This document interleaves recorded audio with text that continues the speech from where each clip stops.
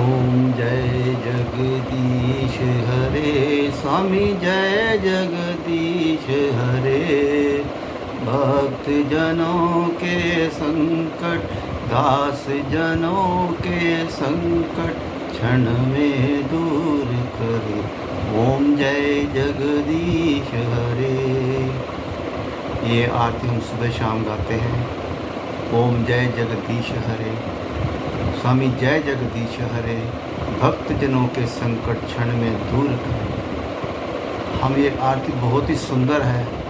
इसमें एक एक शब्द जो है मोतियों के समान है, और एक एक शब्द को हम अगर समझें तो इसमें बहुत कुछ आता है।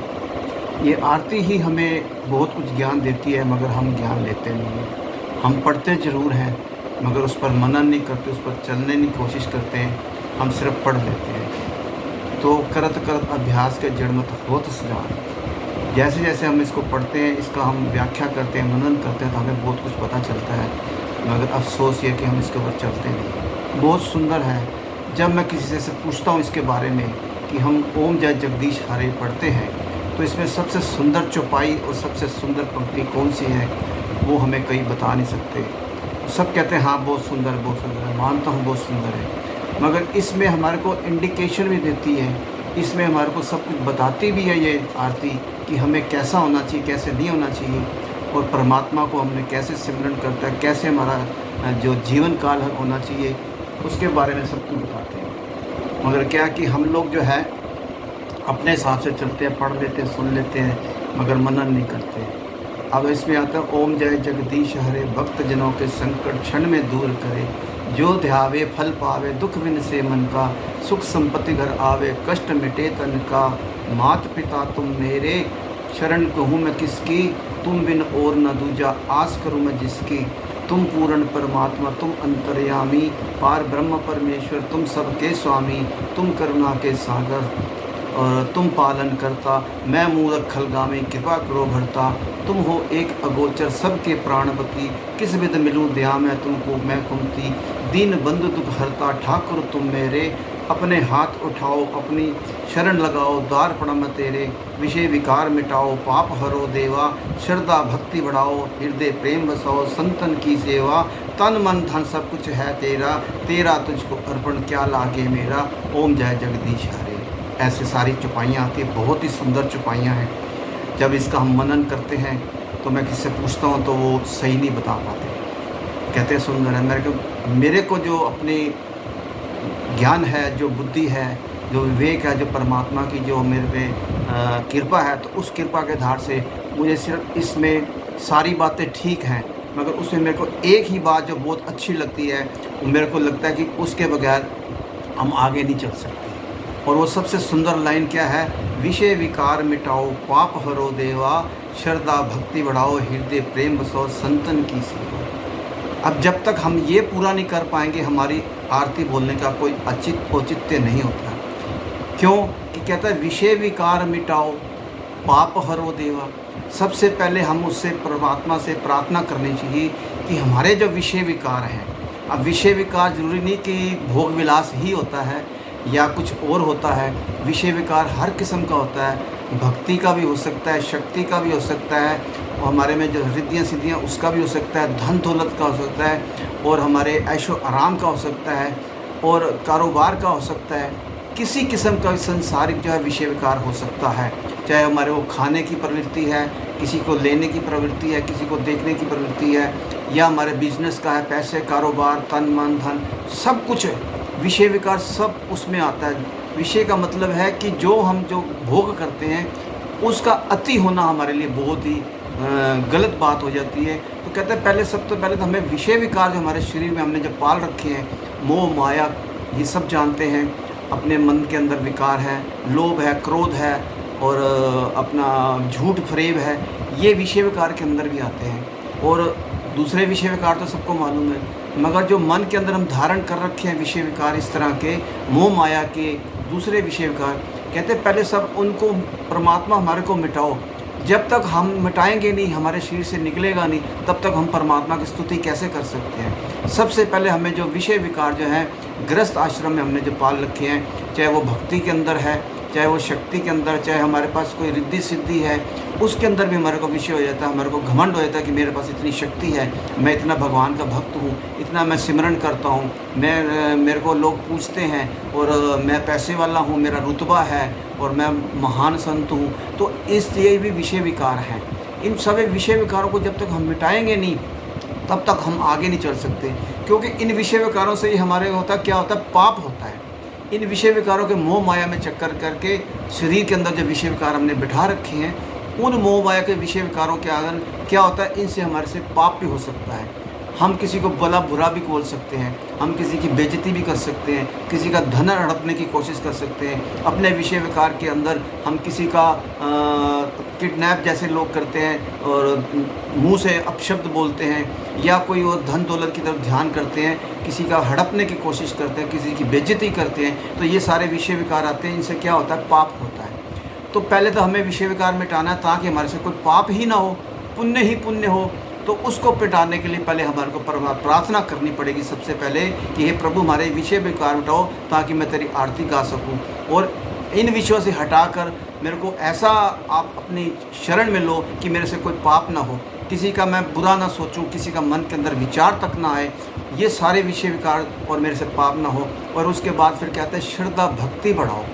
ये सब जब तुम्हारा दूर हो जाएगा तो तुम्हारे शरीर के अंदर विषय विकारों को हटने के बाद तुम्हारे में भक्ति पैदा होगी, श्रद्धा बढ़ेगी परमात्मा की तरफ, और दुनिया के अंदर जितने भी लोग हैं उन सब से तुम ईर्ष्या नहीं करोगे, सबको सम रखोगे, चाहे वो पैसे वाला है, चाहे वो गरीब है, चाहे वो अमीर है, चाहे वो रुतबे वाला है, भक्तिवान है, दूसरा है, या कोई गलत इंसान है। उन सब के अंदर तुम्हारा कोई भाव नहीं आना चाहिए, और जैसा है वैसा है। आपने उसमें क्या करना है कि अपनी परमात्मा से ये बोलना है कि मेरे से किसी के प्रति भी कोई भेदभाव ना आए, मेरे मन में कोई द्वेष ना रहे, विषय विकार ना हो, और मैं भक्ति में आगे बढ़ता रहूं। बस ये श्रद्धा और भक्ति परमात्मा मेरे में बनाए रखना, और मैं ये जो जीवन चल रहा है मेरा, उसके अंदर जो मेरा है वो आप मेरे को भक्ति का दान दीजिए, मेरे को अपना शरणागत में करो। तो इसका करना क्या जाता है, जब ये सब कुछ आ जाएगा तो फिर आगे कहता है संतन की सेवा।